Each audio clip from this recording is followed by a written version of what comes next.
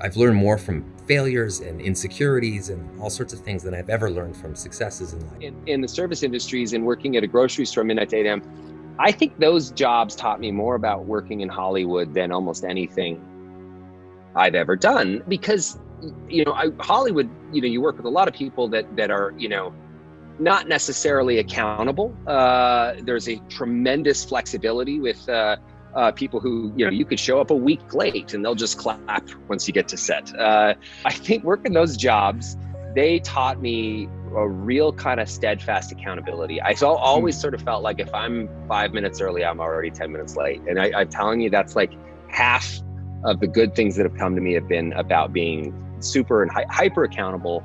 And that also creates it infuses some gratitude for the position that you're in, and understanding the position that you're in is sort of a fleeting thing. It doesn't last. And those jobs taught me a lot. I mean, we're gonna at Safeway, we're gonna at that bar. If you're 15 minutes late, you're fired. Just see that, a lot of attention, good and bad, is probably not great for anybody. Some people thrive on it. Some people really handle it very well and integrate it into who they are in a way that works incredibly well. And then other people don't. I've seen movie stars with giant air quotes that it's really been one of the more devastating things that have ever happened to them. My highest goal in show business was to be the wacky neighbor in a sitcom. Quite literally. Like, if I could go to Los Angeles, I started an improv comedy. If I could go to Los Angeles, I could get a job as the wacky neighbor in a sitcom, I would be set. That was all I ever really wanted. So everything else that's happened, and it's all happened quite slowly, has been a kind of an aggregate. If you want to call it fame or any of that stuff, it's always been very slow. I didn't become totally dysfunctional by Hollywood, which is, something that I don't know if it speaks to my character, but it's easy for that to happen. Yeah. I've been doing it for 25 years. Of course. I've seen it happen all around me. So that's a tough thing, man, when you're in the spotlight in any way, to kind of keep your stuff together. So Yeah, I've had anxiety my whole life, really. And I feel like I have two parts of my personality, that one takes over when that happens. When I would go out on like Letterman back in the day, I would always be nervous. But I remember I'd be standing backstage before the curtain would open, and I would think to myself, I'm gonna die. I'm literally gonna die here. Or the curtain's gonna open and I'm just gonna be a symphony of vomit. Just like something horrible is gonna happen. But as soon as that curtain opens, and this happens in my work a lot too, it's like this little guy takes over and he's like, I got this. You're cool.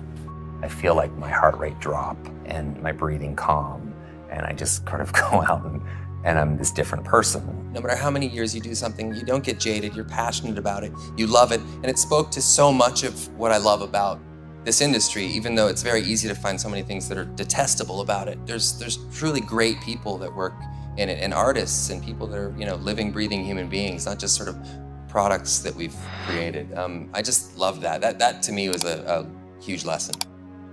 Vulnerability is beautiful and strong, weirdly, even though strength to some people might be anathema to vulnerability. I think like there's, you can't really have one without the other.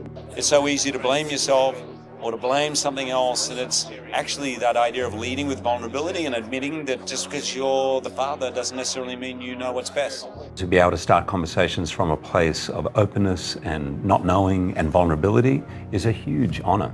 I think we're sort of entering an age where, people don't talk about this. I mean, my father's generation, they never talked about mental health or what was going on inside. It was just bottle it up, and, and the younger generations, and hopefully my kids and their kids will, have more open dialogues about this kind of stuff. And that's kind of the way out, is to feel. I always found like when you feel like you're not alone in something, for some reason you can recover a lot faster, or you can see the light a little bit faster. But when you feel like, and a lot of people do, they feel like they're completely alone, and that's the worst feeling on earth. So talking about it kind of to a certain degree sheds a little sliver of light in there, and I think that's important. I think as a father, I really could understand that feeling of impotence you have sometimes when you know you love and know your kid more than anyone, but you actually don't always know the answers, particularly when it comes to issues of mental health. You start to kind of become your own worst critic. So most of the time I'm being hard on myself. And I was like a real introvert as a kid. I did not like school. I did not like the social pressures. I didn't like the dynamics.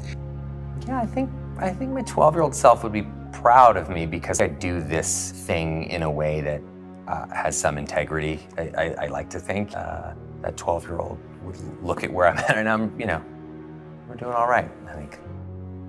We need friends, we need support in the community, we need teachers. There's so many people that influence us, that guide us along the way.